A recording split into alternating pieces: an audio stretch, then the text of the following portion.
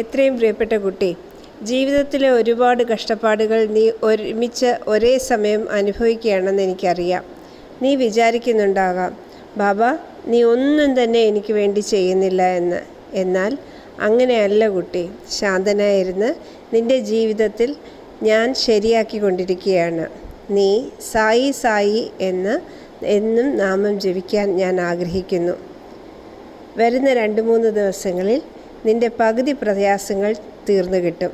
പതുക്കെ പതുക്കെ ബാക്കി പ്രശ്നങ്ങളും തീരും. നീ അമ്മയെക്കുറിച്ച് ചിന്തിച്ച് വിഷമിക്കണ്ട. അമ്മയുടെ ആരോഗ്യം ഞാൻ കാത്തുരക്ഷിക്കുന്നതാണ്. നിനക്ക് വളരെ അടുത്ത് തന്നെ ജോലിയും കിട്ടും. എൻ്റെ ആശീർവാദം നിൻ്റെ കൂടെയുണ്ട്. സന്തോഷമായിരിക്കൂ, ചിരിച്ചുകൊണ്ടേയിരിക്കൂ.